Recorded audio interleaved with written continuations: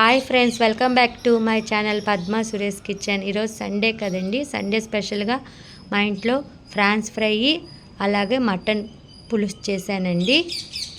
ఈ మటన్ నేను కుక్కర్లో ఉడకపెట్టకుండా విడిగా డాకలో ఎలా చేసుకోవాలో మీకు చూపిస్తాను. అలాగే మసాలాలు కూడా ఇంట్లో చేసుకున్న మసాలాలతో ఎలా చేసుకోవాలో మీకు చూపిస్తాను. ఫ్రాన్స్ ఫ్రై కూడా మీకు చూపిస్తానండి.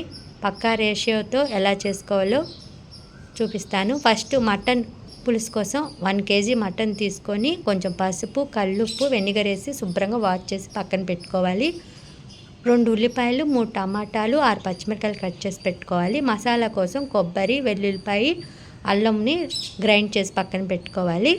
గరం మసాలా కోసం 1 స్పూన్ ధనియాలు, 1 స్పూన్ గసగసాలు, నేను చూపించిన స్పూన్ ప్రకారం వేసుకోండి. నేను ఫ్రెష్గా అప్పటికప్పుడు చేసుకుంటానండి. అప్పుడే ఫ్రెష్గా ఉంటే మసాలా పులుసు చాలా టేస్ట్గా ఉంటుందండి. 2 చెక్క, 3 లవంగాలు, 2 యాలకులు వేసుకొని ఇలా దోరగా ఫ్రై చేసుకొని చల్లారాక దీన్ని గ్రైండ్ చేసుకొని పక్కన పెట్టుకోవాలి.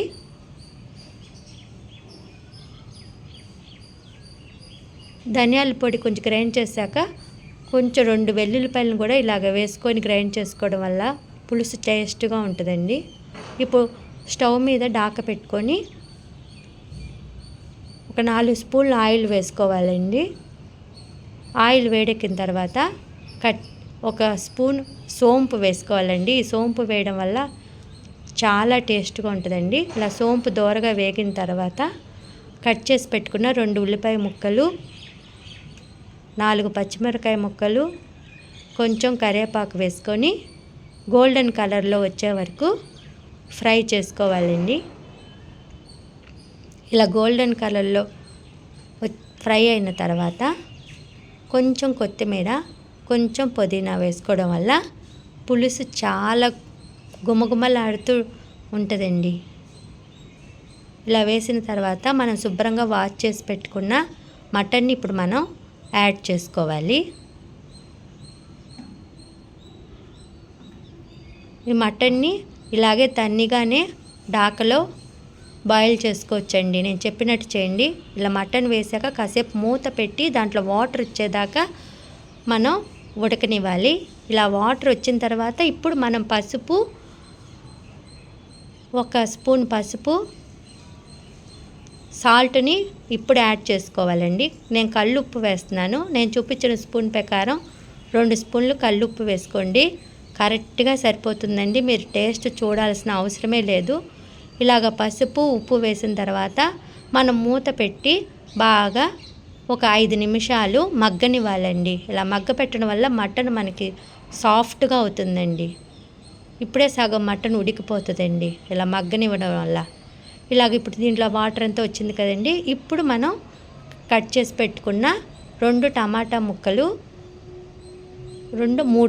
ముక్కల్ని ఇలాగ యాడ్ చేసుకొని ఈ టమాటా ముక్కల్ని కూడా బాగా మగ్గనివ్వాలండి.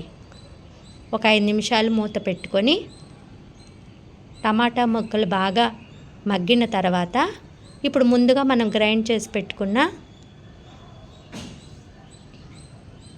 మసాలాని, కారంని యాడ్ చేసుకోవాలండి.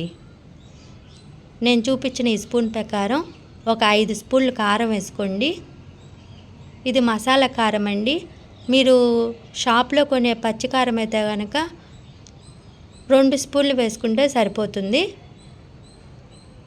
ఇలా 4 స్పూన్లు కారం వేసిన తర్వాత మనం గ్రైండ్ చేసి పెట్టుకున్న కొబ్బరి, అల్లము, వెల్లుల్లిపాయ పేస్ట్ని యాడ్ చేసుకోవాలి. పచ్చి కొబ్బరి అయినా ఓకే, ఎండు కొబ్బరి అయినా ఓకే అండి.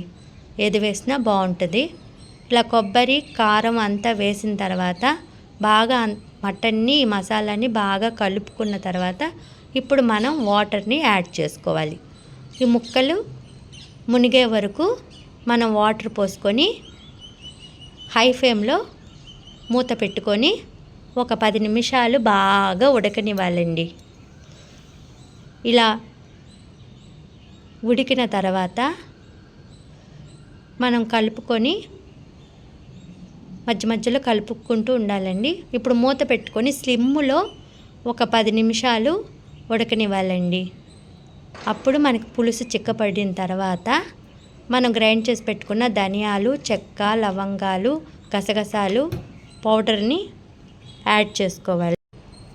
ఇలాగా గరం మసాలాని వేసుకున్న తర్వాత మనం ఒక మటన్ ఉడికిందో లేదో చూసుకోవాలండి. ఒక 5 నిమిషాలు సిమ్లో పెట్టుకొని మూత పెట్టుకొని సిమ్లో పెట్టుకోవాలి, అంతే అండి. ఇప్పుడు మటన్ బాగా పులుసు చిక్కబడిన తర్వాత 2 స్పూన్లు, నేను చూపించిన స్పూన్ ప్రకారం మిరియాల పొడి వేసుకోవాలండి. ఇలా మిరియాల పొడి వేసుకోవడం వల్ల పులుసు చాలా టేస్ట్గా ఉంటుందండి. వద్దనుకుంటే స్కిప్ చేసుకోవచ్చు. అంతే అండి, మటన్ పులుసు చూడండి ఎంత బాగా వచ్చిందో, చిక్కబడిపోయింది గ్రేవీ. మటన్ కూడా బాగా బాయిల్ అయింది. ఇలా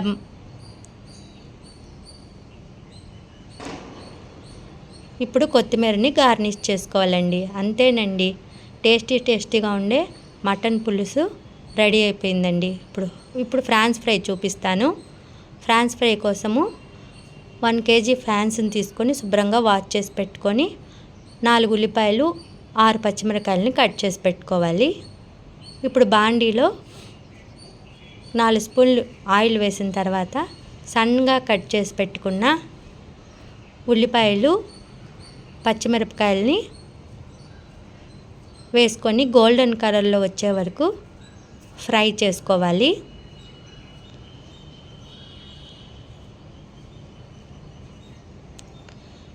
ఇప్పుడు ఫ్రై అయిన తర్వాత 2 స్పూన్ల అల్లం వెల్లుల్లిపాయ పేస్ట్ని యాడ్ చేసుకోవాలి. అల్లం వెల్లుల్లిపాయ పేస్ట్ పచ్చివాసన పోయే వరకు ఫ్రై చేసుకున్న తర్వాత శుభ్రంగా వాష్ చేసి పెట్టుకున్న ఈ రొయ్యల్లో కొంచెం పసుపు, ఉప్పు, వెనిగర్ వేసి శుభ్రంగా వాష్ చేసుకోవాలండి. ఇలా రొయ్యలు వేసిన తర్వాత అందులో వాటర్ వస్తుంది. ఇప్పుడు కొంచెం పసుపు, 1 స్పూను కల్లుప్పు వేసుకోవాలండి. 1 స్పూన్, నేను చూపించిన స్పూన్తో కల్లుప్పు వేస్తే చాలండి. 1/2 స్పూన్ కల్లుప్పుని స్కిప్ చేయండి, 1 స్పూన్ సరిపోతుంది. కల్లుప్పు వల్ల ఈ పసుపు, ఉప్పు వేసాక ఇందులో వాటర్ అంతా వస్తుంది. ఆ వాటర్తోనే మనం ఉడకనివ్వాలండి, మళ్ళీ వాటర్ వేయాల్సిన అవసరం లేదు. ఇలాగ బాగా ఉడుకుతున్నప్పుడు చూడండి వాటర్ ఎంత బాగా వచ్చిందో. ఫ్రై కాబట్టి మనం వాటర్ వేయకూడదండి. ఇప్పుడు నేను చూపించిన స్పూన్ ప్రకారం 3 స్పూన్ల కారం వేసుకోండి. కారం వేసుకున్నాక బాగా కలిపి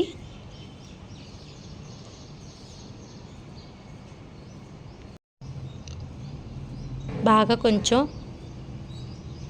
పులుసు దగ్గర పడిన తర్వాత మనం 2 స్పూన్ల పెప్పర్ పౌడర్ వేసుకోవాలండి. నేను చూపించిన స్పూన్ ప్రకారం వేసుకోండి. ఈ పెప్పర్ వేయడం వల్ల సూపర్ టేస్ట్గా ఉంటుందండి. నేను అన్నిట్లోనూ ఇప్పుడు మూత పెట్టి బాగా గ్రేవీ ఫ్రై అయ్యే వరకు మనం బాగా ఫ్రై చేసుకోవాలి. ఇప్పుడు ఆయిల్ అంతా పైకి వస్తుంది కదండి, ఇలాంటప్పుడు మనం గ్రైండ్ చేసి పెట్టుకున్న ధనియాలు, గసగసాలు, చెక్క, లవంగాలు, ఆ పౌడర్ని మటన్ పులుసు చేసేటప్పుడు ఆల్రెడీ చేసి పెట్టాను కదండి, ఆ పౌడర్ని 1 స్పూన్ పౌడర్ని ఇందులో యాడ్ చేసుకొని బాగా కలుపుకున్న తర్వాత ఇలా కొత్తిమీరతో గార్నిష్ చేసుకోవాలండి. అంతేనండి, ఫ్రాన్స్ ఫ్రై రెడీ అయిపోయింది. ఈ ఫ్రాన్స్ ఫ్రై రైస్కే కాకుండా సాంబారు, రసం అన్నిటికీ బాగుంటుంది. ఈ మటన్ పులుసు రైస్తో పాటు చపాతీకి అలాగే సంగటికి కూడా చాలా బాగుంటుందండి. తప్పకుండా ట్రై చేయండి. ఈ వీడియో మీకు నచ్చితే like, share, comment and subscribe my channel. Thank you for watching, friends.